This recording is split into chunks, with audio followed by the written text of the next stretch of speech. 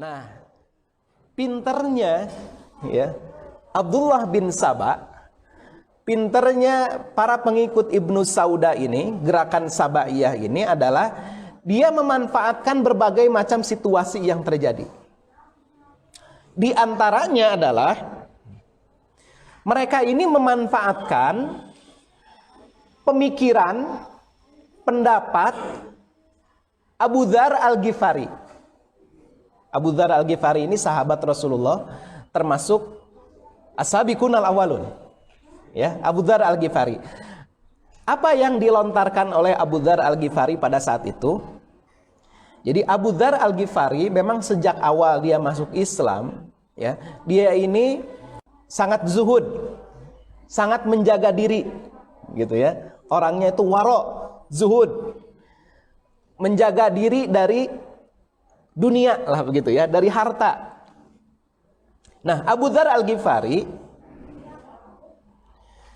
ketika melihat kondisi pada masa Utsman bin Affan, umat Islam ini kan kekuasaannya semakin luas.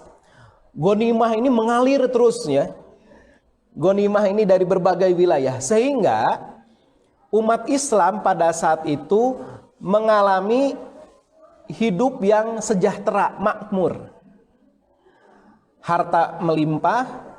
Masyarakat ini kebanyakan makannya juga makanan yang berkualitas, makanan-makanan yang enak gitu ya. Berpakaian bagus. Rumah-rumah mereka juga luas. Nah, kondisi seperti itu membuat Abu Dzar ini menganggap ini telah menyimpang gitu. Menyimpang dari gaya hidup Islam menurut pemahaman Abu Dzar Al-Ghifari. Jadi Abu Dzar ini menganggap ini tidak sesuai dengan kezuhudan yang dicontohkan oleh Rasulullah Sallallahu Alaihi Wasallam. Nah, dia kemudian mulai mendakwahkan, mengajarkan ya kepada masyarakat pemahaman bahwa seorang Muslim itu tidak boleh menyimpan atau memiliki harta benda melebihi kebutuhannya. Adapun kelebihan ya, kelebihan harta itu harus diinfakkan atau dibagikan kepada orang-orang miskin. Nah, ini ya. Jadi pemahaman dari Abu Dzar ini bukan tidak berdasar, ada dasarnya. Dia mengambil ya dari Quran surat At-Taubah ayat 34. Disebutkan ya, walladzina yaknizuna adz-dzahaba wal fiddata wala yunfikunaha fi sabilillah fabashshirhum bi'adzabin alim. Dan orang-orang yang memiliki kanzun ya, simpanan emas dan perak dan kemudian tidak menafkahkannya fi sabilillah, di jalan Allah, fabashshirhum bi'adzabin alim. Maka kepada mereka itu kabarkan ya tentang siksa yang pedih. Berdasarkan ayat ini, kata Abu Dzar Al-Ghifari, tidak boleh seorang muslim itu punya kanzun, simpanan. Tidak boleh punya simpanan harta. Ditambah lagi, dia pernah mendengar hadis dari Rasulullah Sallallahu Alaihi Wasallam yang pernah beliau mengatakan bahwa saya tidak suka seandainya saya punya emas sebesar gunung Uhud, ya, lantas saya pergunakan untuk belanja pribadi, kata Rasulullah, selain sekedar 3 dinar saja. Nah, hadis ini dipahami oleh Abu Dzar Al-Ghifari bahwa tidak boleh seseorang itu punya kelebihan harta kecuali untuk keperluan ya yang memang dibutuhkannya.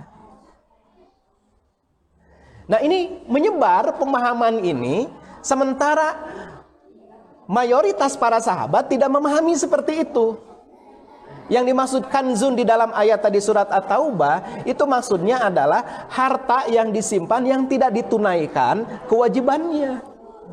Baru dia akan mendatangkan siksa. Tetapi kalau simpanan harta itu, gitu ya, simpanan harta itu kemudian dipergunakan ditunaikan hak-haknya, maka tidak masalah gitu. Oleh karena itulah ada warisan, iya kan? Gitu. Kan warisan itu dari kelebihan harta, gitu. Kan itu ada warisan. Oleh karena itu ada kewajiban zakat. Orang yang menyimpan emas misalnya gitu ya, dalam 1 tahun 1 haul harus mengeluarkan ya, dan dengan ukuran 85 gram ya minimal harus keluar 2,5%. Karena apa? Karena ada harta simpanan gitu. Jadi mayoritas sahabat itu tidak memahami seperti siapa? Abu Dzar Al-Ghifari. Nah, hadirin hafizakumullah. Oleh karena itu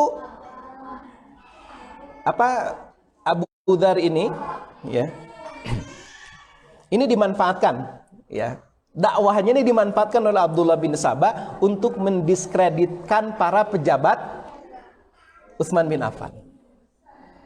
Jadi isu ini digunakan oleh Abdullah bin Sabah untuk kepentingan politiknya. Bahkan dia pernah mengadukan Muawiyah.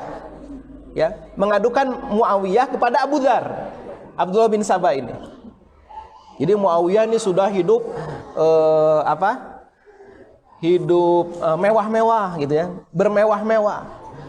Dia juga mengadukan Muawiyah kepada Abu Darda dan Ubadah bin Samit. Termasuk juga mengadukan kepada Utsman bin Affan. Nah, tapi Abu Darda, Ubadah bin Samit, dia sudah mencium gelagat nih orang ini, Abdullah bin Sabah ini gitu. Dia seorang provokator gitu. Dan sampai akhirnya Abu Dzar itu pernah dipanggil oleh Utsman bin Affan. Diskusi tentang landasan-landasan tadi yang dipahami oleh Abu Dzar, dan kata Utsman bin Affan, ayat itu tidak seperti itu pemahamannya. Jadi di kalangan sahabat pun ada perbedaan pendapatnya. Bukan itu gitu, bukan begitu pemahamannya. Tapi Abu Dzar tetap bersikukuh dengan pendapatnya. Sampai akhirnya kata Utsman bin Affan, alangkah baiknya kalau punya pendapat seperti itu, engkau menyendiri. Jangan menyebarkannya di tengah-tengah masyarakat. Karena ternyata ini adalah pendapat pribadi gitu. Sedangkan masyarakat para sahabat yang lain tidak memahami seperti itu. Sebaiknya engkau menyendiri, jangan menyebarkan ini ke tengah-tengah masyarakat. Sampai akhirnya Abu Dzar itu menurut gitu ya. Dia meminta kemudian untuk mengasingkan diri di Rabadah. Dan itu dipasok kemudian oleh Utsman bin Affan biaya hidupnya gitu ya. Dia tinggal di Rabadah. Tapi ini pun dimanfaatkan oleh Abdullah bin Sabah untuk mendiskreditkan Utsman bin Affan, bahwa dia sudah mengasingkan Abu Dzar Al-Ghifari. Gitu.